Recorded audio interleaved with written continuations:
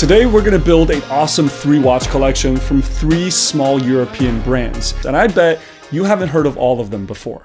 Switzerland, Germany, these are places where the likes of Rolex, Lange, JLC hail from. And these places have higher production costs compared to like Asia, for example. So if you're a smaller brand from Europe, it can be hard to thread the needle in this competitive market. But over the past few months, I've noticed a few standouts. So today, I've taken the time to gather 3 of my favorites for a collection costing $4,500. I know that's not cheap, but it's like the price of a tutor. And this European trio can pretty much handle anything. We have a chronograph, a diver GMT, and a everyday integrated bracelet watch. But if $4,500 is still too much for your taste, watch till the end because I'm going to introduce one substitution that will cut the budget in half.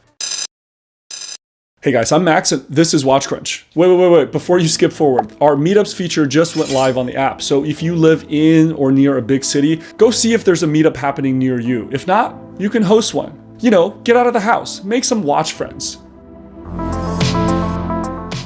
So you found yourself in the middle of the work week and you need a nice watch that you can just slap on in the morning and it can handle anything in the office or whatever else life throws at you after.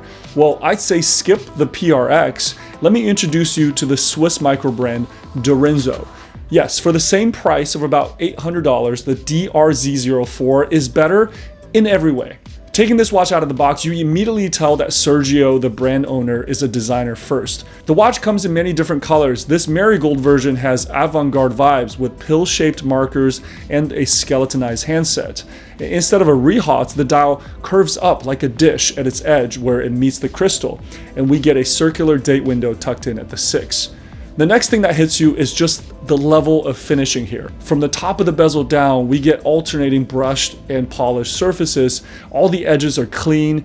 A polished bevel runs along the flank of the angular case all the way through the bracelet edge. And that bracelet is seamlessly integrated to the case. It's very Nautilus-like with polished center links and a strong taper.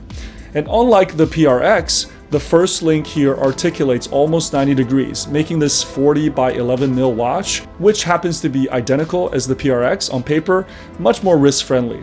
Turn the watch over, we get a glimpse into the Swiss SW200 Elabor movement that is accurate, shock-resistant, and importantly doesn't have a plastic escapement.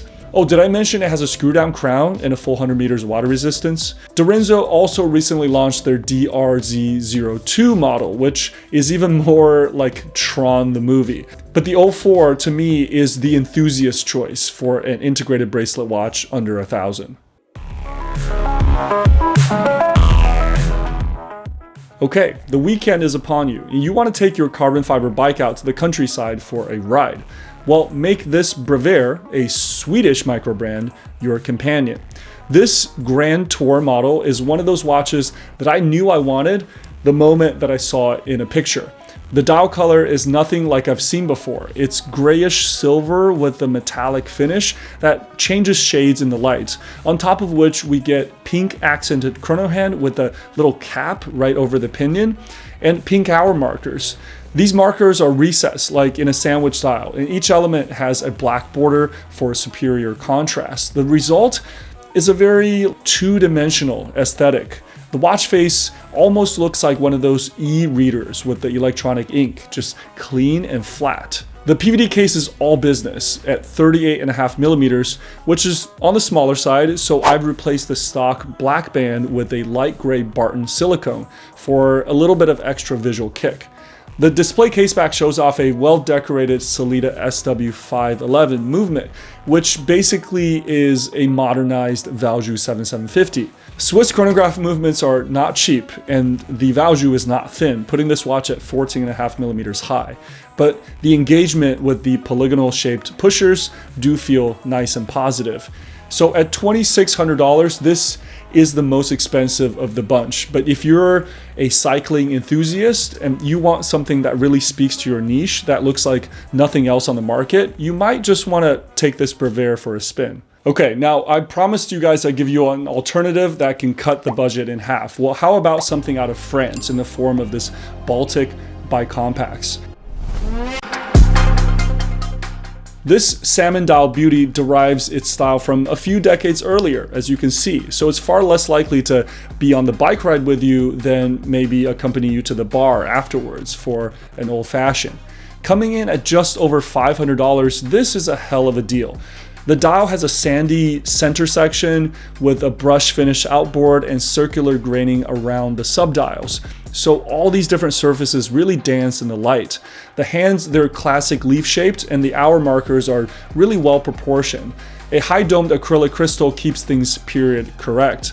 This case, compared to the Brevier, is a good illustration of why size is not the only thing that matters, because this measures at 36.5 millimeters, but arguably wears bigger because of lugs that go all the way out to 46 millimeters and a thinner 13 millimeter case. The lugs are very straight, so for thin-wristed folks like me, be warned. The watch comes on a flat link bracelet, which feels light and airy. At this price, the major thing that we're going to give up will be the movement. Driving the Baltic is the Seagull ST19, which is a Chinese manual wind caliber. But I don't know what magic Baltic has worked here, but the pushers do feel reasonably nice to operate, and the big crown is a pleasure to wind.